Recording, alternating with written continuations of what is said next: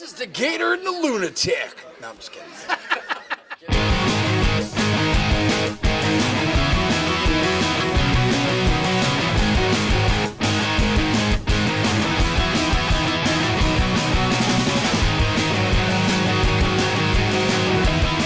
Jimmy's got like a way bigger role than he usually does in the story. Usually he's the background character, and this he has like a, contemporary part of the gang. What was it like to have that kind of more fatherly figure guiding the students? It was awesome. Sorry, the mic.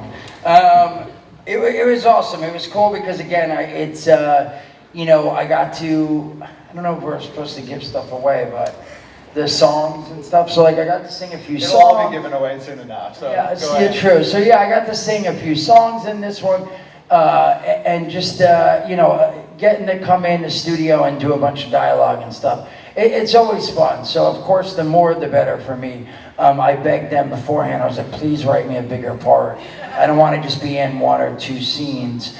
I just like Curtis. Had to give what's his name? Sorry, in the beginning there they showed Elliot giving the BJs. I had to give a few of those out myself, so to get more screen time. So it was awesome. We're here with Jason Mewes, Todd in the Book of Pure Evil. The End of the End just wrapped up the panel there. Of course, Jimmy the Janitor, an iconic character now in the world of Todd in the Book of Pure Evil. What was it like to get to see a little bit of the film right now? It was like getting jerked off and then that person stopping right before you have a happy ending. I want to see the movie bad, and I almost wish I didn't watch the first 13 minutes because now I just want to see it. But again, that isn't a bad thing for you out there because it means it's awesome, and it's just like it was a tease. But I'm so you think Raven Banner's a cock tease? Is that it? Yes, they sons of bitches. Honestly, I'm very excited. I've been waiting literally a year or whatever it's been, and I'm super stoked. Of course, you're a big fan of tons of different sci-fi and comic books and whatnot. You hit a lot of conventions. What is it about the convention crowd that brings you back?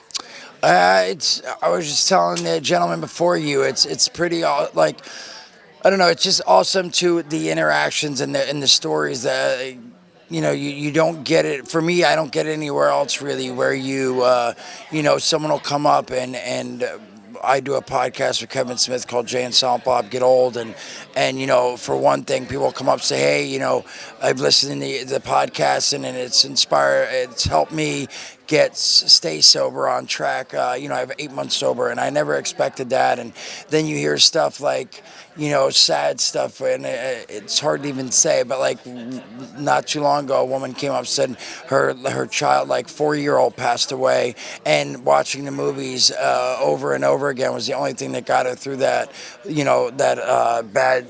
bad time, and not get over it, because you don't really get over that, but I'm just saying it helped her stay.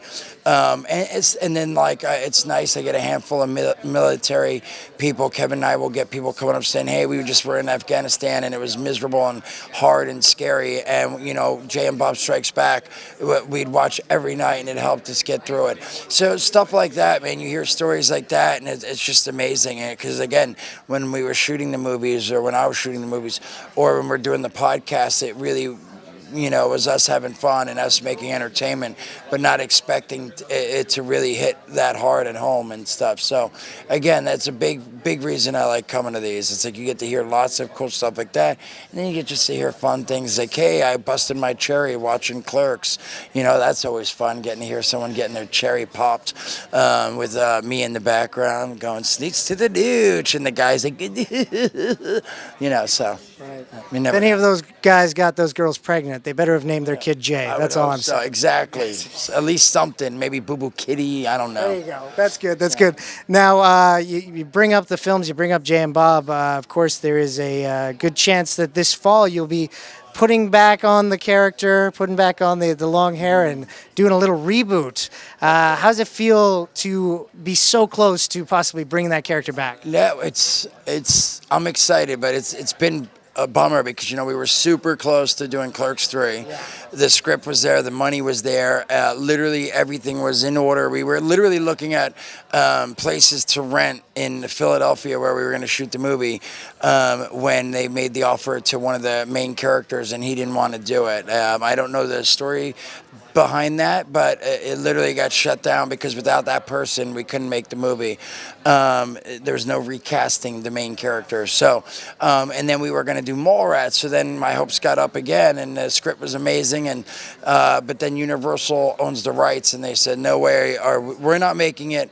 And we're like, okay, we're not expecting you to give us the money, but can we take the rights back and let us make it? And they said no, they don't do that. So now, third time, Jay and Bob strike back. The good thing is we own the rights to the characters. Kevin and I both want to do it. So there's the same things that happened to the first two movies can't happen with this one. We just got to pull the money together, and most of it's there. I believe almost things are looking really good. So hopefully everything stays on course. It's like family reunion because same script supervisor, transportation, craft service, all the crew and people working involved in the movie. It's nice because we all get back together and you spend 2 months with these people, with the people, and I don't know, I always have a blast. Kevin's vibe on the film and how everyone else makes everyone else feel and how they are. So I'm excited, bro. I'm very excited. It's a long story short. Jay and Bob Reboot. Very excited. Awesome. One last quick question. Nope. All right, fine. No, One last quick question. So you got to play Jay, you got to play Jimmy the Janitor, you got to play, like as you said, the EMT in the movie Yes. Bitten. Is there a character from comics or from, fantasy that you would love to play on the big screen? It's tough because I enjoy sitting and watching these movies too much, and I feel like if I had to sit and watch myself, we'll go big, we'll say Batman, I wouldn't be able to enjoy it because I'd have to sit and watch me be like, I'm Batman, and it just wouldn't be the same. I couldn't take myself out of the real world and be in the fantasy world of Spider-Man or Batman or Guardians of the Galaxy and enjoy it.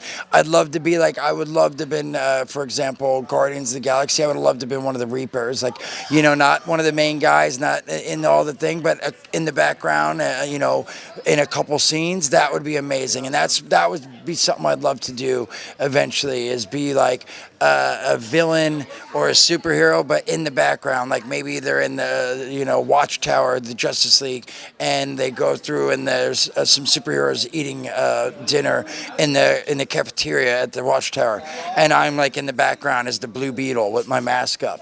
But that's it. I wouldn't want to be one of the main guys because I wouldn't be able to sit and enjoy and fantasize that I'm in that world. So cool. I gotta say though, that Batman though was really good. Did you give Affleck pointers? I might have. Give me the trigger. Give me that pussy.